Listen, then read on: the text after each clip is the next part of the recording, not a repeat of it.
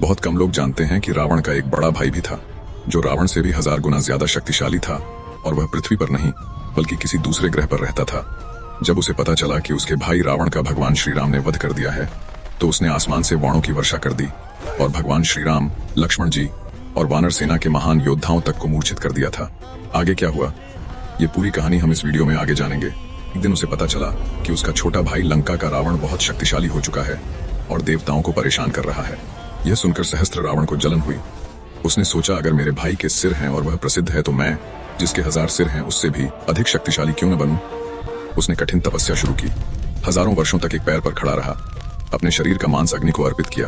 उसकी तपस्या से तीनों लोग कांप उठे। आखिरकार भगवान ब्रह्मा प्रकट हुए और बोले, बताओ तुम क्या चाहते हो?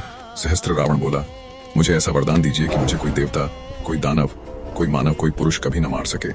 ब्रह्मा जी ने तथास्तु कहा और चले गए। पर सहस्त्र रावण ने एक भारी भूल कर दी थी। वह स्त्री को कमजोर समझकर अपने वरदान में शामिल करना भूल गया। बहुत समय बाद भगवान श्री राम ने लंका पर विजय पाई। रावण मारा गया। अयोध्या में उत्सव मनाया गया। एक दिन कई ऋषि श्री राम की सभा में आए और बोले, प्रभु, अब आपकी बराबरी का कोई शत्रु नहीं रहा है। यह सुनकर सीता जी हल्का सा मुस्कुराईं। सब चौंक गए। सीता जी बोली, हे प्रभु, रावण तो बहुत छोटा राक्षस था। असली खतरनाक उसका बड़ा भाई है, जिसका नाम है सहस्त्र रावण। उसके 1000 सिर हैं और उसकी शक्ति रावण से 1000 गुना अधिक है। जब तक वह जीवित है, यह दुनिया सुरक्षित नहीं है। श्री राम का चेहरा गंभीर हो गया। अधर्म का विनाश करना उनका धर्म था।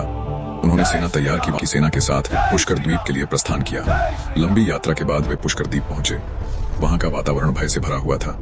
जैसे ही सेना भूमि पर उतरी, सहस्त्र रावण की राक्षसी सेना उन पर टूट पड़ी। भीषण युद्ध शुरू हो गया। लंबे समय तक संघर्ष चलता रहा। तभी आकाश अंधेरा पड़ गया। एक विशाल रथ उतरा और उसके ऊपर खड़ा था सहस्त्र रावण। उसके 1000 सिर गर्जना कर रहे थे। 2000 हाथों में चमकते अस्त्र। वह बोला, मेरे भाई को मारकर तुम गर्व महसूस करते हो। आओ, अगर दम है तो मुझे हराकर दिखाओ। देखते हैं तुम्हारे पास कितने तीर हैं मेरे 1000 सिरों को काटने के लिए। श्री राम ने धनुष उठाया। अग्निबाण चले, वह पी गया। वायुबाण चले, उसने रोक लिए। नारायणास्त्र तक उसने प्रणाम कर निष्क्रिय कर दिया। आखिरकार भगवान श्री राम ने ब्रह्मास्त्र उठाया। पूरा आकाश चमक उठा। पर सहस्त्र रावण ने उसे हवा में पकड़ लिया और खिलौने की तरह तोड़कर फेंक दिया। फिर उसने एक भयानक बाण छोड़ा जो सीधे भगवान श्री राम की छाती में लगा। वे गिर पड़े। लक्ष्मण भी गिर पड़े। सेना टूट गई। सभी वीर योद्धा रणभूमि में मूर्छित हो गए। अब केवल सहस्त्र रावण की हंसी रणभूमि में गूंज रही थी। जब सीता जी ने यह देखा, उन्हें याद आया, उसे कोई भी पुरुष नहीं मार सकता, केवल स्त्री ही उसे मार सकती है।